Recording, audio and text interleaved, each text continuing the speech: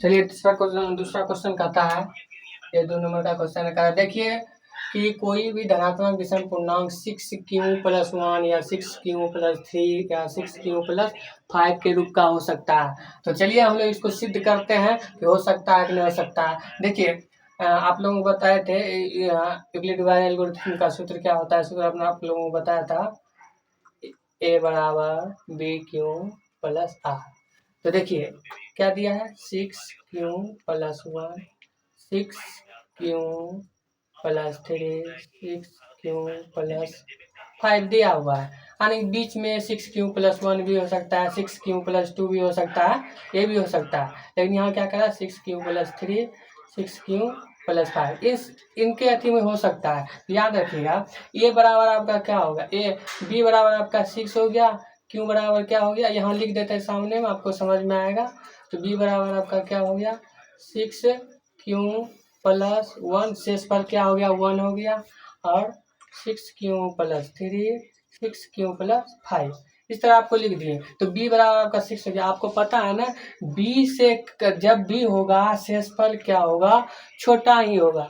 b से शेषफल बड़ा नहीं हो सकता। तो याद रखिएगा r के बराबर होगा, b से क्या होगा, छोटा होगा। b से क्या होगा, b से क्या होगा, छोटा होगा, r के क्या होगा, बराबर में होगा, या तो उससे क्या होगा, छोटा होगा। दोनों चीज हो सकता है। ये सब ध्यान रखिएगा, इस सब चीजों को मैंने पिछले वाला वीडियो में मतलब बता दिया है। पिछले मतलब कि ऐसे आप निकाला तो समय बता दें। चलिए स्टार्ट करते हैं। तो चलिए क्वेश्चन के अनुसार कहते हैं, अकॉर्डिंग टू द क्वेश्चन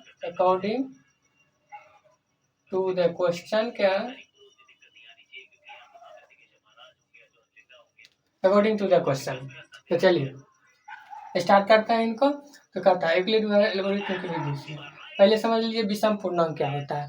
आप लोग जानते होंगे विषम पूर्णांक। आप अगर नहीं जानते हैं तो मैंने पिछले वाला वीडियो में मतलब कि बहुत सारा मेरा वीडियो है अपलोड है, जाकर वहाँ देख लीजिए। विषम सम किसे कहता है, लेकिन यहाँ पे आपको हम बताएंगे विषम सम। पूर्णांक देखिए क्या होता है।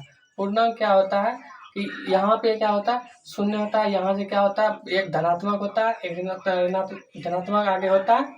देखिए इधर, और इधर क्या होता है, माइनस में होता है। क्या होता है, माइनस में होता है। इधर क्या होता है, माइनस में होता है। ये हो गया ऋणात्मक पूर्णांक। क्या हो गया, ये ऋणात्मक पूर्णांक।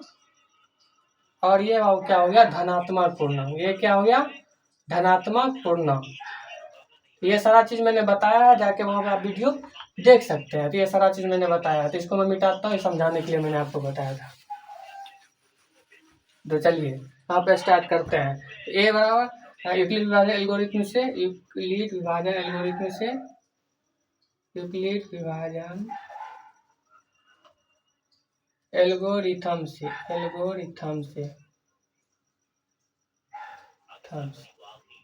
चलिए स्टार्ट करते हैं। तो देखिए आर हम किसको मान लेंगे, आर बराबर किसको मान लेंगे, आर क्या हो गया आपका, 0 हो गया। 5 से 6 से छोटा क्या क्या हो जाएगा, 5 हो जाएगा, 4 3 2 1 या 0 इतना हो सकता है। तो चलिए मान लेते हैं, पहले यहाँ लिख देते हैं आर बराबर क्या क्या मान लेते हैं। आर बराबर 1 2 पहले 0 मान के जीरो रख करके पता करते हैं क्या आता है। आर का मान 0 रख करके, तो ए बराबर बी क्यू प्लस आर। तो बी कितना हो गया आपका, बी तो बी ही हो गया, बी तो ये ना बी आपका कितना, 6 क्यू दिया हुआ, 6 क्यू प्लस 0 रखेंगे तो क्या हो जाएगा, 6 क्यू हो जाएगा। क्या हो जाएगा, 0। अगर 1 रखते हैं, अब आर 1 रखते हैं तो 6q+1 हो जाएगा। एक ये हो जाएगा। दूसरा क्या हो जाएगा, अगर यहाँ 2 रखते हैं तो क्या हो जाएगा, 6q+2 हो जाएगा। 3 रखते हैं तो 6q+3। ध्यान दीजिएगा इधर क्या, 6q+4 और इधर क्या है, 6q+5। अब देखिए ये सॉल्व हो चुका है, ये क्या हो चुका है, सॉल्व हो चुका है। ध्यान जरा देना है इसमें। ये जो आपका समीकरण बना, इसमें क्या कहता है, कोई भी धनात्मक विषम पूर्णांक 6q+1 6q+3 6q+5 के रूप में हो सकता है। विषम पूर्णांक कर रहा है। विषम का मतलब क्या होता है, जिसमें कि 2 से पूरा पूरा भाग ना लगे। तो चलिए, ये तो 6 क्यों होता है, इसको छोड़ ही देना है। विषम है तो 6 तो ये धनात्मक हो गया, क्या हो गया, सम हो गया, यानी संपूर्ण पूर्णांक हो गया। विषम खोजना है, विषम आपका क्या होगा, पहला हो गया ये विषम, पहला समीकरण, और दूसरा क्या हो गया, ये हो गया, देखिए 3 विषम संख्या है, और 5 क्या हो गया, ये भी क्या आपका विषम संख्या है। तो आप यहाँ लिख सकते हैं, आप आंसर में लिख सकते हैं, अतः अतः 6 क्यों, अतः कोई अतः धनात्मक विषम पूर्णांक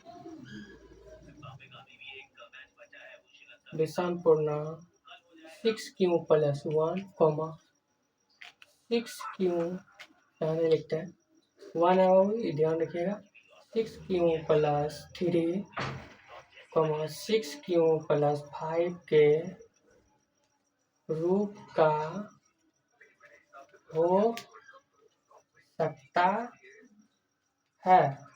यही क्या हो गया, आपका आंसर हो गया। इतना लिख करके अगर आपको आते हैं एग्जाम से तो आपको पूरा का पूरा नंबर दिया जाएगा। तो चलिए, अगर आप लोग समझ गए तो इसका स्क्रीनशॉट ले सकते हैं आप।